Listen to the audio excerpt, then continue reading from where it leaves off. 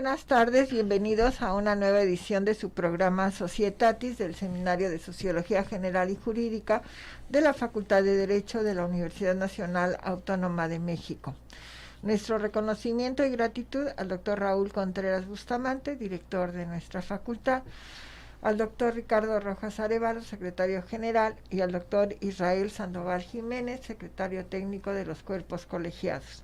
Asimismo, a Eduardo del canal Yus Multimedia y también a Valerie, a Carlos y por supuesto a la maestra Amparo Apolinar del Seminario de Sociología. Todos ellos hacen posible este programa. El día de hoy tenemos el gusto que nos acompaña el doctor Gustavo Segura Moreno, muchas gracias. Y vamos a tratar un tema por demás interesante que últimamente ha estado en las noticias, que es la transfobia. Pero antes de iniciar nuestros comentarios y nuestros programas, cedo el uso de la voz a la maestra Amparo Apolinar para que nos dé la síntesis curricular del doctor Gustavo Segura. Por favor, maestra. Claro que sí, doctora. El doctor Gustavo Segura Moreno es médico cirujano por la Universidad La Salle, pediatra y dermatólogo pediatra egresado del Instituto Nacional de Salud, Hospital Infantil de México Federico Gómez. Tiene entrenamiento en atención primaria y de secuelas de quemaduras en el Rainer Hospital for Children de Boston y la formación en dermatología cosmética y tecnología aplicada en la Clínica Dermédica. Bienvenido, doctor. Muchas gracias. Bueno, como ustedes escucharon, vamos a hablar de transfobia y queda obvio que lo primero que tenemos que hacer es definir o dar el concepto de qué vamos a entender o qué se entiende por transfobia. Exacto. Por favor. Bueno, aquí hay que hacer la aclaración de que transfobia hoy día tiene dos significados. Y sí, efectivamente, aunque suene pues incoherente o contradictorio, la realidad es que el término fobia, que desde el punto de vista médico es una reacción asociada a la ansiedad que genera la exposición o el contacto o la visualización ante alguna situación o ante algún animal, persona, etcétera, de manera irracional, ¿no? Y además es involuntaria, ¿de acuerdo? El problema es que las fobias caen en lo enfermizo porque, pues ante algo que no debería de generar mayor peligro, la reacción es muy exagerada, ¿vale? Eso es lo que es una fobia. Y se ha utilizado el término transfobia asociado a la cuestión de la transexualidad. Pero hoy día el uso es completamente diferente e incluso más exagerado de lo que es decir, va más allá de la cuestión médica. Actualmente se dice de la transfobia ante cualquier reacción contraria contraria o cuestionante, que es, ¿cómo se llama?, de la situación de la transexualidad. Y no lo digo yo, incluso lo han dicho varias personas en cuestión de retórica, que actualmente utilizado en la política, es decir, aquí están las dos cuestiones. Una cosa es la definición médica de una fobia, de lo que sería la transfobia, y la otra es el uso político que se le ha dado a la palabra, en el que al decir fobia ante democracias, ante sociedades abiertas, genera automáticamente un cierre y un cese al cuestionamiento sobre el tema, ¿no? Entonces funciona más como un método retórico para inhibir las preguntas, los cuestionamientos e incluso virarlo como algo negativo, lejos de ser realmente algo enfermizo, asociado a la ansiedad, irracional, etcétera, ¿no? Entonces hay que entenderlo. Si somos muy estrictos, pues una fobia tendría que ser algo realmente tratado, ¿no? Y que además es poco frecuente, porque no son frecuentes las fobias, aunque nos lo hagan creer hoy día que sí. Y el otro es el término, más bien, el uso social y político que se le ha dado hoy día. Hoy día todo lo que no esté a favor, o sea, ni siquiera puede ser neutral, todo lo que no sea a favor, o lo que cuestione, o lo que plantee algo diferente, es considerado como transfóbico.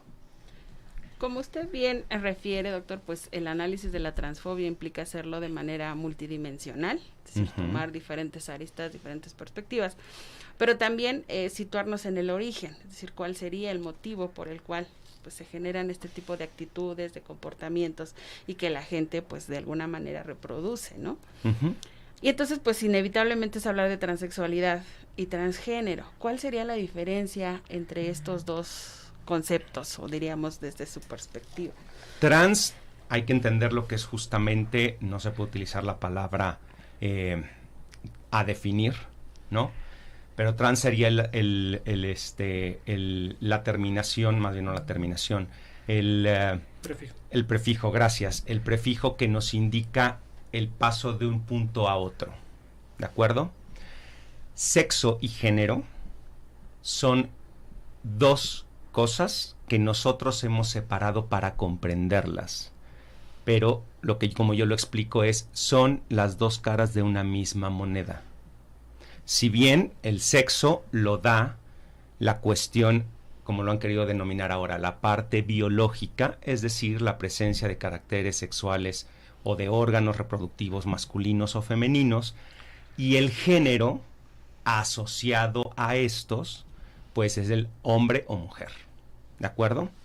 Entonces, el hombre con las características viriles, masculinas, entendidas, y la mujer con las características femeninas, más delicadas, etcétera, pero que tienen cada una su propia condición. Ambas son relacionadas a el ser humano. El sexo lo vemos en todos los seres vivos, pero el género lo vemos en los seres humanos, ¿de acuerdo? Entonces, aquí la cuestión es, las personas transexuales es quienes hacen la migración de un sexo al otro, que hay que aclararlo. No es, a diferencia del, porque a veces lo malentiendan y solamente el hecho de plantear lo que voy a decir es considerado transfóbico, pero es algo artificial, hechizo, ¿de acuerdo? Es hacer un cambio de sexo, cambiar los caracteres, ni siquiera es propiamente caracteres sexuales, porque como diríamos por ahí, sería solamente lo que vemos por fuera, entre otras cosas, pero el organismo sigue siendo cromosómicamente del sexo masculino o femenino. Y las personas transgénero solamente hacen la migración, es como debería de funcionar. Actualmente son términos que intercambian mucho. Entonces eso genera, y esto es importante, porque esto genera mucha confusión, ¿no?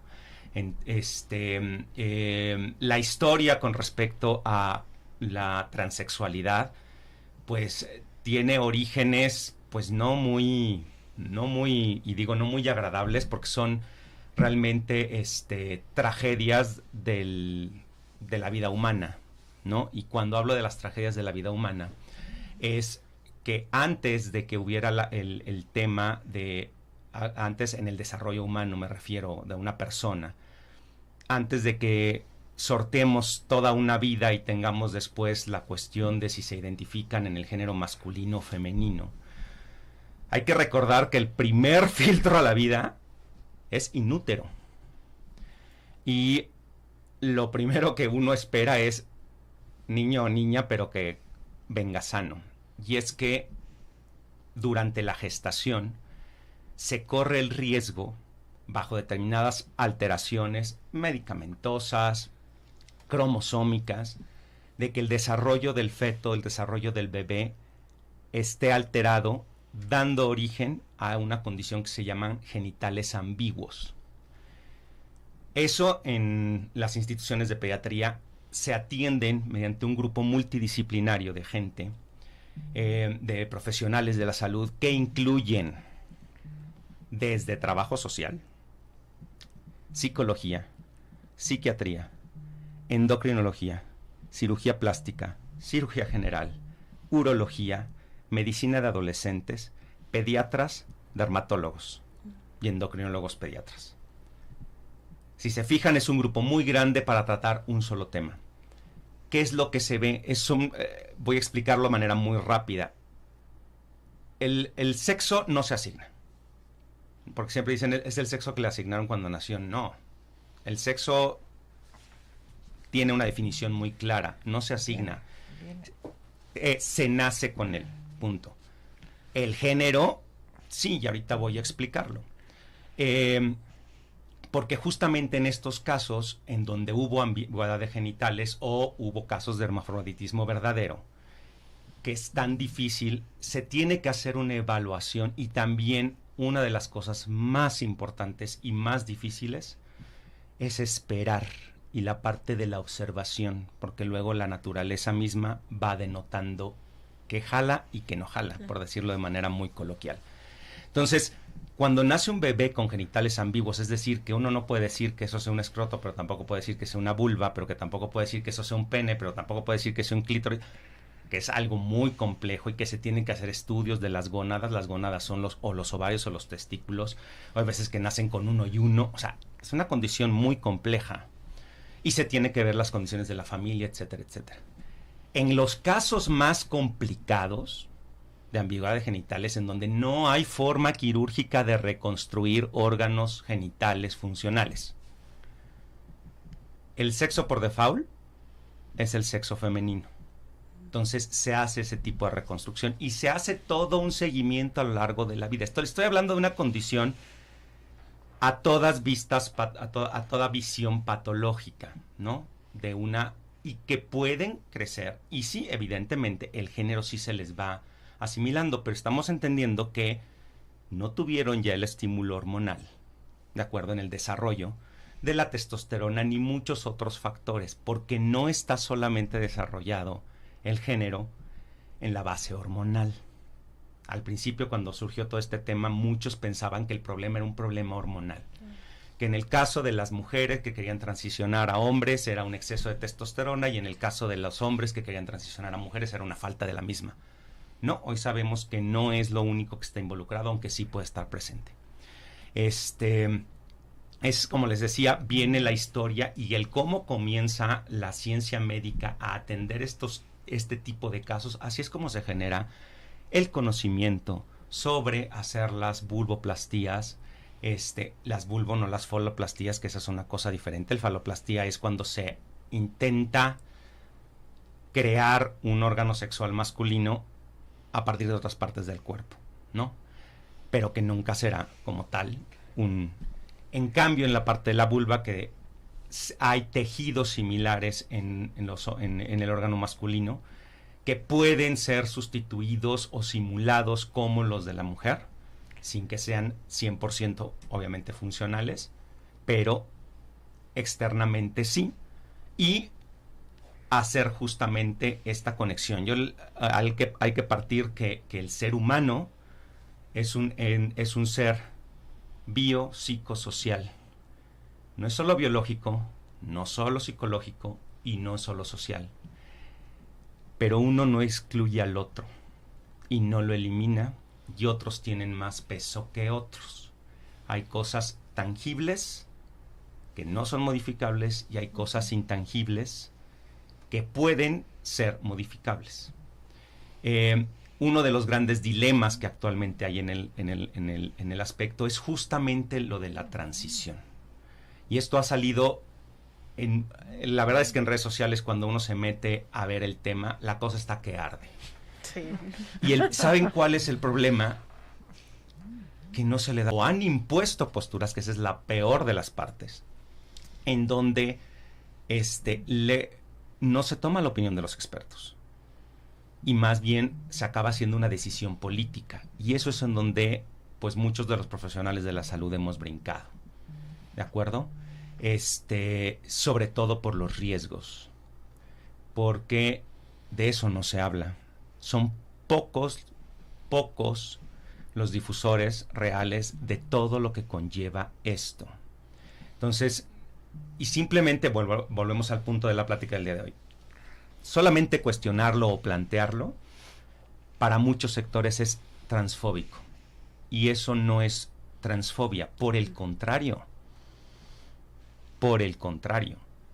Creo que es una clara manifestación de la preocupación que tenemos, y lo digo como pediatra, de tener a nuestros pacientes cuidados en la salud lo más íntegro posible de su crecimiento y desarrollo, porque la transición, a diferencia de como muchos lo quieren promover, no es un camino al que puedas echar marcha atrás. Entonces, creo que hay que hablarlo con la seriedad y con la tranquilidad.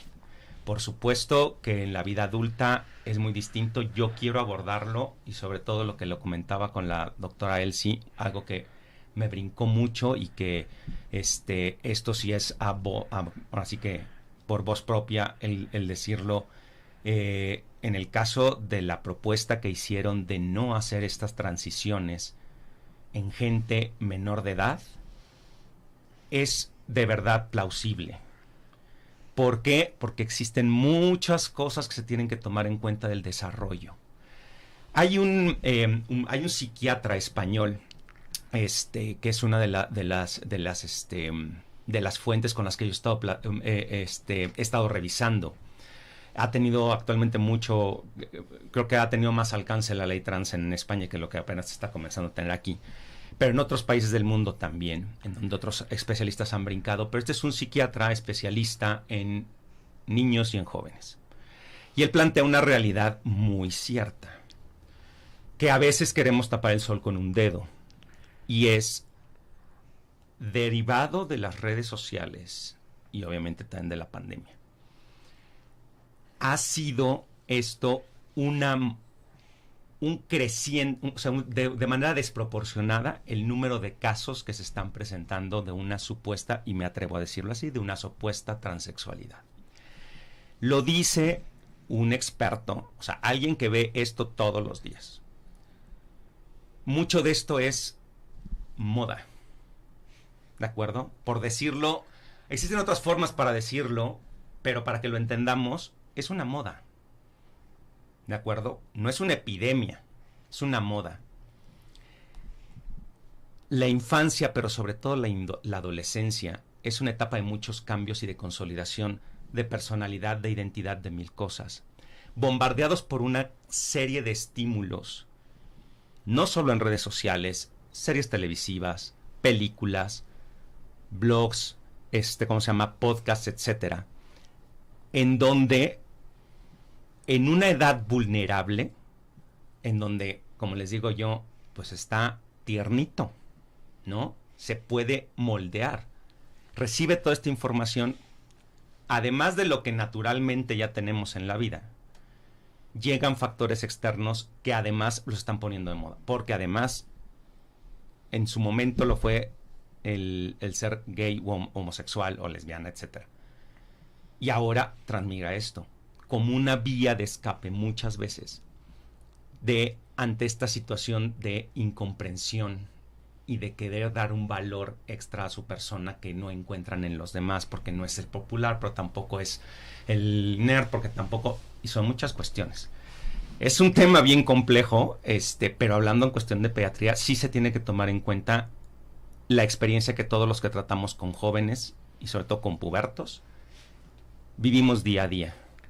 Hoy dicen blanco, mañana dicen rojo y pasado mañana dicen verde. Y no se puede tomar una decisión que va a alterar el resto de sus vidas con grandes consecuencias antes de una edad. Afortunadamente, y eso es algo que ojalá todos los países, eso sí lo copien, los países nórdicos han establecido que no se deben de realizar como una buena praxis médica, y eso varios estamos de acuerdo, no se deben de realizar cambios de sexo, no estoy hablando de género, de sexo, antes de los 25 años de edad.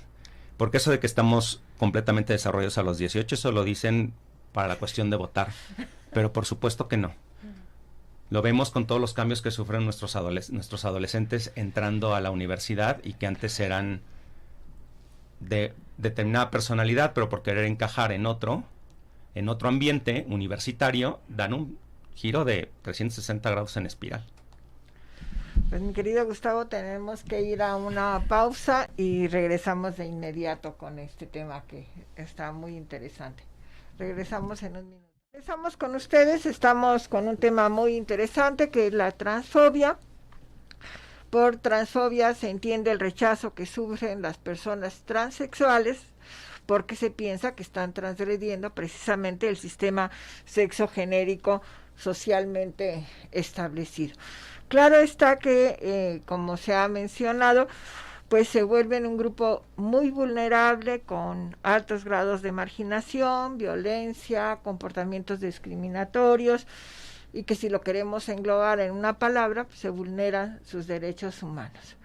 Es importante señalar que la Comisión Interamericana de Derechos Humanos ha señalado que la expectativa de vida de las personas transgénero en el caso de México es de 35 años, y esto debe ser un foco rojo porque nuestra esperanza de vida está sobre los 70.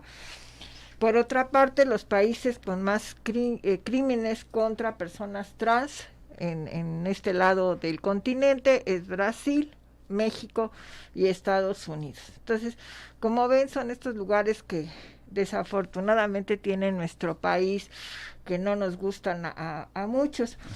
Y en este sentido que estabas comentando, mi querido Gustavo, de que las personas tienen que tener una edad mayor, seguramente algunos de nuestros personas que nos acompañan habrán visto el caso de una persona precisamente en España, donde a una chica la operan a los 15 años, ahora tiene alrededor de 23, 24 años, y está en las redes y en las noticias porque está arrepentida de alguna manera de haberse operado, ha dicho casi en palabras textuales que le han arruinado la vida, está demandando al sistema de salud, porque además en el análisis que han hecho desde la perspectiva jurídica, quienes la están asesorando, pues han encontrado que hay algunos fallos, como es que no se da el seguimiento psicológico, etcétera, ¿no? Pero poniéndonos en este caso, que estaríamos en principio todos de acuerdo en que se necesitaría cuando menos ser mayor de edad, con las reservas, porque yo también estaría de acuerdo que los jóvenes a los 18 años son eso, ¿verdad? Son jóvenes. Y yo no sé si aquí hay una responsabilidad de la sociedad, pero cada vez maduran más tarde, o cuando menos esa es mi sensación, ¿no? Antes no había estos problemas porque de niños se pasaba a adultos, ¿verdad? Se casaban a los 12, 13, 14 años. De repente nos inventaron la palabra adolescente, ¿no? De que adolece de todo. Y este periodo se va extendiendo, y ahora ya hay estadísticas que dicen que se es joven hasta los 30, ¿no? Claro está que esto no tiene nada que ver con la madurez que se tenga, pero sí coincidiríamos que a los 18 años es lo mínimo minimorum, y sí llaman la atención estos países que están autorizando estas, no estoy usando la palabra que usas, este traslado a los 15 años, ¿no? Y este caso de esta chica que ahorita está en noticia, pues precisamente, ¿no? Yo creo que a esa edad no puedes tomar una decisión. Y en declaraciones la madre señalaba, ¿no? Pues yo lo que quise es apoyar a mi hija, y eso, no sé, o sea, aquí sí me salta una luz roja, ¿no? Es decir, sí, porque además la amenaza o lo que se piensa es que se va a suicidar, que también esto es en muchos casos cierto. Coerción. Claro, pero sí dices, ¿hasta dónde una madre en una situación así, o unos padres, para no ser feminista exagerada, no puedes permitir, ¿no? Que esto, porque no quiero excluir al médico, ¿no? Pero al médico puede decir, usted me está pidiendo esto y yo lo voy a hacer, ¿no? O sea, ¿hasta qué punto realmente en la vida real un médico puede oponerse, que se está atendiendo a esto, a que el médico pueda atenderse, o que los padres pues no permitan estos, porque son cambios radicales, o sea, no es que hoy en la mañana pienso ser de uno y a la tarde, ¿no? O sea, son decisiones de vida. Así es. Entonces, tú tienes que tener un contexto muy amplio. Nos has dicho, se necesita todo un equipo médico, Por ¿no? supuesto, es una crítica al sistema de salud. A mí me pareció y lo repito otra vez, a mí me pareció muy prudente la propuesta de la legisladora del PAN en la Cámara de aquí en la Ciudad de México, en la que justamente prohibían este tema de no hacer este tipo de terapias. Esas, que eso es un punto que también se tiene que comentar, ¿eh? Se juega mucho con terapias de conversión y terapias de afirmación. Curiosamente las están utilizando al revés, ¿no? Porque lo que tendría, como les decía, hay cosas que son inamovibles. Aun cuando hagan la transición, no es de entrar a un vestidor, salir y quedarse con el mismo vestido. Seguirán estando en tratamiento y en vigilancia toda su vida porque su organismo no es masculino en el caso de las mujeres, femenino en el caso de los hombres. Entonces, esto venía, a colación de que no se deben de hacer, y ya las están haciendo, ¿no? Personalmente yo ya he tenido pacientes menores de edad, mujeres con mastectomía bilateral, y que además les incomoda que se hable del tema, porque lo dan por un hecho. Cuando uno pregunta, ¿y cuál fue el motivo de haberte quitado ambas mamas? ¿Tú tenías algún problema? Porque sí los hay, ¿eh? Hay mastectomías tempranas, ¿no? Problemas genéticos familiares de desarrollo de cáncer de mama a manera temprana. No lo sé, pero eso lo tiene que preguntar un médico. Pero evidentemente fue una decisión que se tomó en muy poco tiempo. Datos duros. Y esto no es transfobia, es hablar de la realidad de la población transexual y transgénero. La población transexual y transgénero tienen mucha mayor prevalencia de enfermedades psiquiátricas que el resto de la población. Las enfermedades psiquiátricas no se resuelven en 1, 2, 3 sesiones o un año de tratamiento. Por eso la parte que se insiste, y más en estado de crecimiento y desarrollo, acompañar al paciente hasta que se determine que es el momento correcto para hacer esa transición. Explicaba este doctor que 1 de cada 2 seres humanos, en algún momento de nuestro crecimiento y desarrollo, hemos tenido alguna duda sobre nuestra sexualidad. Estadísticas, si quieren, españolas, pero creo que no, creo que les estaba dando desde el punto de vista internacional, pero bueno, dicho por voz de un experto. Es decir, siempre el planteamiento de ¿podría? A lo mejor soy, no sé. Yo conozco mucha gente que no habla del tema y siempre lo niega, y muchos años después, y estoy hablando por fuera, tanto de pacientes como de amistades, dicen, ay, si un momento de la vida había un amigo o una amiga que como que, pero ay, no, ya después ya. Todo mundo se lo planteó de alguna manera. Entonces, si sumamos el fenómeno social en el que la atención, ¿cómo se llama? Pues este plus, este punto extra, esta insignia de soy trans, me va a dar el valor que yo he encontrado en mi persona, lo van a tomar. Y el problema es ese, que no se hace la evaluación correcta, ni el seguimiento. Y hay que hablar que también se les pintan las cosas de color de rosa, ¿no? Como siempre que se habla en otros antecedentes, en otras condiciones médicas, hay cosas, digo, nosotros en Derma nos topamos mucho con eso porque piensan que es magia. Les digo, a ver, no, eso que te ponen en TikTok, te pones una crema, te haces así, tienes el cutis perfecto, no es cierto, ay, no existe. Gustavo. Lo mismo ocurre en 1000 y otras, ¿no? Cuando les hacen cirugías plásticas que no saben que van a quedar con cierto grado de fibrosis y se tocan la piel y, oye, pues es que ya llevo 3 meses y no termino de sentir bien la piel. Bueno, pues hay que platicar también las cosas como son. Y en el caso de los transexuales, además de lo que es la mutilación, para que no le den connotación de otra cosa, pero lo que es la resección quirúrgica de órganos normalmente sanos, como podrían ser las mamas o los genitales sexuales externos masculinos, no te cuentan los riesgos cardiovasculares que tiene exponerte a hormonas, ¿no? En el caso de hombres a los que se someten a estrógenos, el riesgo de trombos, el riesgo de hipertensión, el riesgo de daño renal, por ejemplo, con el ingreso de esteroides sexuales y de testosterona pueden generar insuficiencia renal. Hay algunas malignidades, es decir, enfermedades oncológicas, cáncer, que es despertado por estímulos hormonales. Eso no se los platican.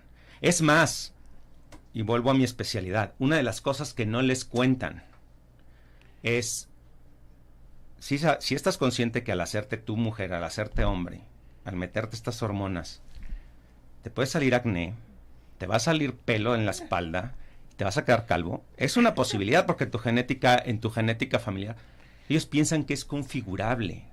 Hay un pensamiento mágico al respecto, porque también creen que hacer la transición ya los hace mujeres u hombres, o del sexo masculino o del sexo femenino. No, es una simulación, es terapéutica. Si bien la Organización Mundial de la Salud lo sacó de la parte de patologías, sigue siendo una disfunción sexual. Finalmente es algo que no está funcionando bien.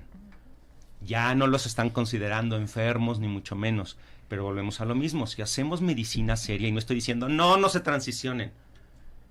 Se tiene que buscar siempre el menor daño posible. De las cirugías de reasignación, llamémoslo así, hay varias de ellas tienen hasta el 60% de complicaciones. Que ese es donde muchos brincamos y preguntamos, oye, a ver, entiendo un 15, un 20% de complicaciones. Uno siempre, cuando hace tratamientos, lo pone en la balanza riesgo-beneficio. Oye, 60% de complicaciones, ¿quién las está haciendo? ¿Por qué se están haciendo? Y no es la primera vez en la historia de la medicina, y voy a salir del tema trans, en donde se han replanteado muchas cosas. Es más, en donde muchas técnicas quirúrgicas dicen, a ver, ¿por qué esto no está funcionando? Aunque llevamos años haciéndolo, a ver, la tasa de complicaciones es muy alta. ¿Por qué? Pues porque A, B, C, D. En el caso, por ejemplo, de los quemados, que es una de mis áreas de expertise, por muchos años se hicieron colgajos para cubrir las áreas de defecto con piel que no era de la zona y acababan, como bien lo decían, como verdaderos monstruos, porque no era la piel de ese sitio. Hoy son cosas que ya se hacen en las mínimas proporciones. Se ha buscado corregirlo y se hicieron por muchos años. Era lo único que teníamos. Aquí se puede replantear las cuestiones, pero lo que no está viendo es paciencia y sobre todo no se está dando la voz a todas las personas, obviamente profesionales de la salud, que tienen que hablar y más bien se está politizando. Entonces tenemos que tomar en cuenta muchas cosas. Los años de terapia que lleva el tratar determinadas condiciones, en que son caminos que no son irreversibles, más bien que no son reversibles, que es un camino en una sola dirección, y lo que puedas regresar no vas a acabar bien. Había el caso de una chica americana que justamente por lo mismo quedó con alteraciones. Era lo más raro que podía pasar. Bueno, a ella le pasó, ¿no? Alteraciones en las articulaciones. Tiene dolor todos los días. Quedó con una voz gruesa. No va a tener, obviamente trae implantes mamarios, pero no son mamas. Y por el tratamiento hormonal no sabe si quedó estéril. General, ese es el camino al que van los pacientes que se hacen transexuales. De hecho, lo explica perfectamente este psiquiatra, y vuelvo al mismo punto. Aquí hay que darle la voz a la gente que lo está viendo, ¿de acuerdo? Porque nosotros yo les puedo hablar de lo que yo veo en la consulta secundario al uso de las hormonas y de este tipo de cambios en mi área de expertise. Y les puedo hablar de crecimiento y desarrollo porque sé cómo debe de ser y las fases y la vulnerabilidad, y que el cerebro cambia, aunque ustedes no lo crean. El cerebro se reconfigura a lo largo de la vida, tanto con experiencias externas como con fármacos y demás, y las hormonas tienen un factor importantísimo en el desarrollo de la psique, en todos aspectos, hasta de inteligencia. Entonces, si por algún motivo porque eso es algo que no se ha terminado de estudiar, los efectos cognitivos que tiene el uso de estas hormonas en el cerebro dependiendo de las edades. Sí puede alterar incluso su capacidad para razonar su propia situación. Entonces es algo que tenemos que trabajar con pincitas. Hay una gran responsabilidad en el sector salud que no podemos dejarnos abalanzar por una cuestión política. ¿De acuerdo? Les repito, hoy está de moda apoyar, pero incluso ya hay grupos LGB, estoy quitando la T, que se han deslindado de la política que el resto del lobby ha hecho con respecto a la cuestión trans. A nivel internacional, y si no, googleenlo, gays en contra de los trans, y van a ver los puntos de vista, porque todo mundo busca una integridad, ¿de acuerdo? Incluso sobre todo la salud y sobre todo la información. Vuelvo a lo mismo, ya si de plano pues uno no puede evitar que si alguien se quiere poner una pistola en la cabeza lo haga, pues que lo haga sabiendo que si se quiere hacer un hoyo, pues muy probablemente hasta ahí va a quedar. Porque es jugar a la ruleta rusa. Claro. Porque además no existe la suficiente experiencia internacional para poder determinar cuál es una conducta correcta. Lo mejor es lo conservador. Y cuando digo conservador no estoy diciendo retrógrada. Estoy diciendo ir paso a paso. La observación, la paciencia y el acompañamiento. Bueno, un comentario. Es que justo ha puesto énfasis en algo, que no somos conscientes de que es un proceso. Y que como proceso requiere un acompañamiento, es decir, no se da de la noche a la mañana, no como que hoy me desperté y quiero hacerme un cambio, no, y que justamente el énfasis va en eso, en decir, este acompañamiento de este proceso te puede permitir el éxito si tú ya, como usted dice, ya decides hacerte una cirugía de transexualidad, es decir, pero ya traes un trabajo atrás, un trabajo que empezó desde la familia, es decir, como padres, ¿cómo estamos detectando? ¿Cómo sé que realmente requiere ese cambio y no es porque está experimentando como parte del proceso de crecimiento el decir, pues es que hoy me gusta esto, me gusta y me siento así? No, es que es decir, a ver, como padres detecté esto, pues voy a acudir a los especialistas. O sea, por ejemplo, en el caso de los hermafroditas, usted ha dicho, 10 especialistas para una situación. Pues yo creo que también lo tendríamos que expandir para aquellos que no tuvieran la situación, pero que están en esta condición, es decir, no solo lo médico, ¿no? ¿Qué pasaría con las redes, por ejemplo, de la escuela, las redes sociales? Y todos vamos involucrados en ese proceso ¿no? Entonces, pues sí, o sea, se ha visto que el éxito es de decir, no llegar a este arrepentimiento, porque incluso ya se está hablando de este arrepentimiento, es porque atrás traigo todo este respaldo, todo este que eso tiene mucho que ver con el acompañamiento, tiene que ser eso, acompañamiento, y el problema es que hoy día se está yendo a los extremos. Claro. Ok, no a las terapias de conversión en la que te estoy diciendo, no, tú estás, bueno, que en realidad esa no es, les digo que utilizan mal los nombres, porque lo hacen con intención. Las terapias de conversión tendrían que ser las que hacen la transición de hombre a mujer o de mujer a hombre. Y las de afirmación las que hacen que estés en acorde, en sintonía con tu sexo biológico. No, aquí han invertido los nombres con esa intención de darle un favoritismo a uno y al otro. Pero bueno, la terapia de acompañamiento tendría que ser expectante. En cambio, prohíben aquellas en las que quieren convencer de lo contrario al paciente y decirle, no, si eres hombre, vete en el espejo, eres hombre. Esas las quieren prohibir, pero por todo lo contrario, las que llaman de afirmación, que en realidad es de conversión, son las que imponen. Entonces son las que, por el contrario, están todo el tiempo, no, sí, tú vas a lo seguro, no, es que es todo tu derecho, y son alimentando una cuestión que no deberían de alimentar. Esto es algo, como en toda terapia, que tienes que ir acompañando al paciente. Si de que se transicione depende porque la gente le dijo, sí, transiciónate. O porque realmente no fue su decisión. Claro. Y esa es la parte que porque uno diría, bueno, a ver, te arrepientes, pero tú tomaste la decisión. Sí, no, tuvo coerción. Tuvo coerción, y sobre todo a los padres de familia, que, salve decirlo, siempre hay un vejo de se sienten responsables, hay un duelo, etcétera, etcétera.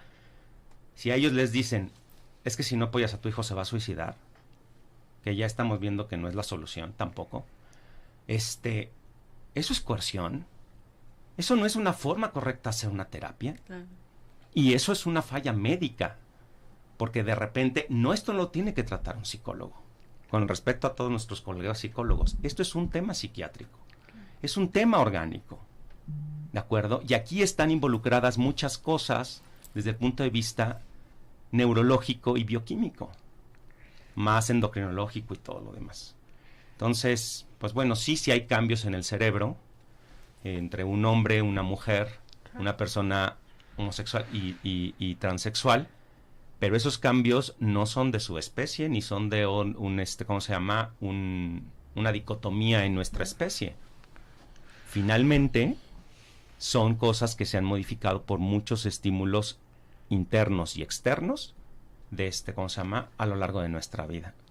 Pues hemos monopolizado y nuestro querido Carlos dice Andy, ni Perdón, siquiera Carlitos. mi voz han oído. Pero los últimos 2 minutos te los voy a ceder, mi querido Carlos, porque si no nos vamos a ir sin escucharte.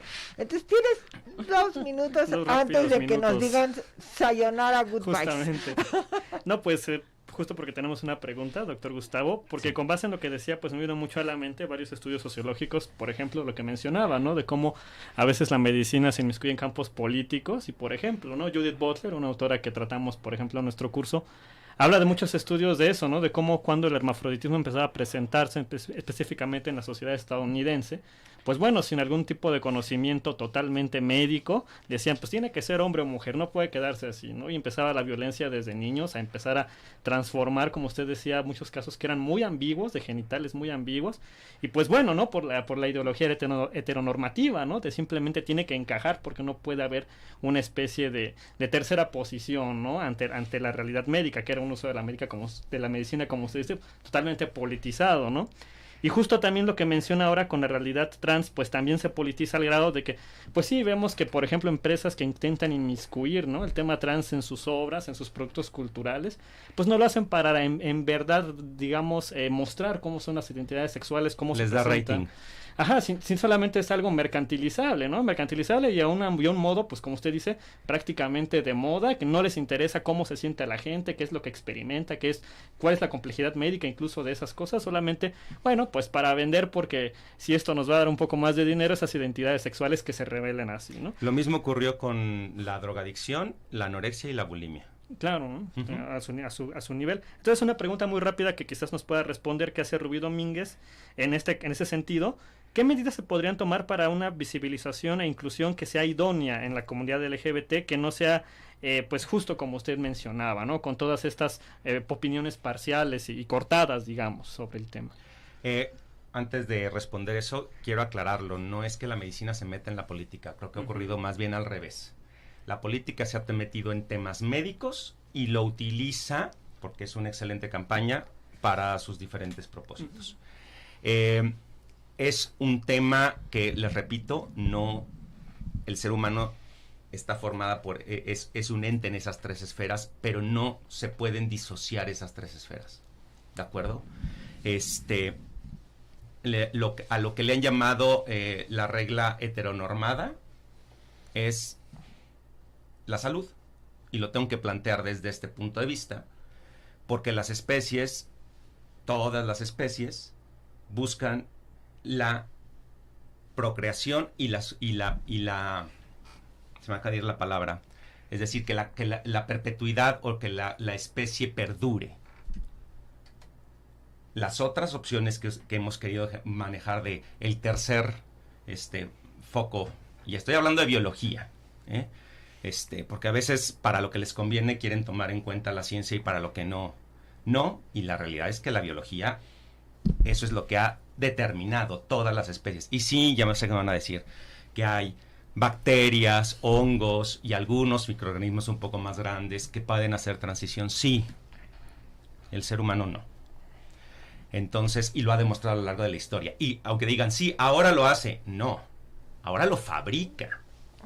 Pero no es que nosotros espontáneamente, por un estímulo, nuestro propio organismo comience a degenerar el pene y los testículos, o más bien comience a introducir los testículos, los suba a la cavidad abdominal, los convierta en ovarios y nuestros órganos sexuales masculinos se invaginen y formen una vulva. Eso no lo hacemos. Nuestra especie no es de transición. Entonces, lo que necesitamos hacer es que esto se tiene que ver desde todos los aristas, ¿sí? Y un derecho fundamental de los derechos humanos es el derecho a la salud. Y el derecho a la salud habla también de la integridad. Por eso les repito, no estoy diciendo no se transicionen, ojalá que no. Pero como en casos como son los casos de ambigüedad de genitales, en donde no hay manera, ¿no? O porque, híjole, ¿qué crees? Que finalmente, pues los que creíamos que eran ovarios, eran testículos, sí. Y se los tenemos que quitar porque llevan en la cavidad abdominal no sé cuántos años y van a degenerar en tumores, porque los testículos por eso van por fuera, porque no pueden tener la temperatura. Para quien no lo sepa, así funciona. No deben de estar al nivel de la temperatura corporal, sino más frescos. Ajá. Y los ovarios al revés.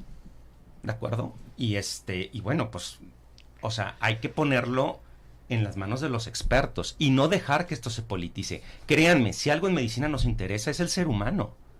Y esta es una realidad que estamos viviendo, pero hay que entender que esta realidad que estamos viviendo de los seres humanos tiene muchos factores asociados.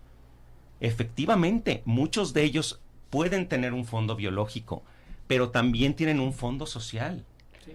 Todos estos chicos que muchos han sido acompañados y que después de un tiempo, y sobre todo cuando se les permite que transicionen la pubertad, en donde las hormonas hacen su efecto sobre la psique, aclaran su disforia. Y eso es una posibilidad que se les tiene que dar a los chicos. Como dicen por ahí, ya si el adulto se quiere cortar una mano, pues bueno, ya lo hizo bajo otras condiciones. Yo personalmente quiero enfocarme en acompañemos a esta niñez y juventud, porque además ha sido bombardeada en que esto es lo cool. ¿De acuerdo? Así como ya actualmente, a diferencia de lo que fue en las juventudes de los 80s y los 90s, donde saber que alguien se drogaba era así de, uy, aquí hoy día es al revés, ¿no? Híjole, ay, ¿a poco nunca has probado el monchis? No, bueno, ¿no? Por Dios, o sea, es la realidad. Y, les repito, el cerebro cambia por estímulos hormonales, ambientales, farmacológicos, alimenticios, porque ahí ya no nos metimos, pero incluso he visto tristemente que en foros médicos, donde se ha hablado, por ejemplo, de unas sustancias que se llaman disruptores neuroendocrinos, y alguien ha preguntado, doctor, el que está haciendo de ponente, doctor, ¿usted cree que esto pueda tener que ver con la creciente aparición de homosexuales, lesbianas, transexuales, y reacción de médicos que, ¿cómo preguntan eso? Ya lo que es no, en ciencia todo es cuestionable, todo. Y si nos preguntamos a veces por qué el punto sigue siendo punto, y lo hemos dicho durante 100 años, pero nos lo seguimos preguntando, es para reafirmarlo. No hay guías de manejo, y no voy a hablar de ahorita de cuestión de trans, porque no las hay muy pocas, y las que hay pues tienen una casuística muy baja, y si ustedes las ven con diferencia de 4 años cambian, Pero, por ejemplo, hablemos de reanimación neonatal. ¿Saben cuántas veces se ha cambiado el protocolo de reanimación neonatal? No ha sido el único. Nomás vean ahora sí que ahí sí nomás vean las películas, cómo reanimaban a los bebés antes, de cabeza y la nalgada. Y eso era la buena praxis. Hoy día, bueno, sí, pero ni por equivocación. Entonces, y se han replantado y seguimos aprendiendo. Y esto no es transfobia. Por el contrario, que la gente, y perdón, ¿dónde está ellos piden tolerancia, y dónde está la tolerancia a aquellos que estos no les sigue haciendo match? Automáticamente los catalogan como, pues, todas las etiquetas negativas, ¿no? Porque eres Mi querido Gustavo, nos van a dejar nos hablando quedamos solos. Entonces, mi querido Gustavo, estamos muy contentos. Es un tema muy interesante. Creo que tenemos muchas cosas en el tintero, pero nos tenemos que ir. Te agradezco infinitamente. Si no, ya programaremos otra posibilidad del tema.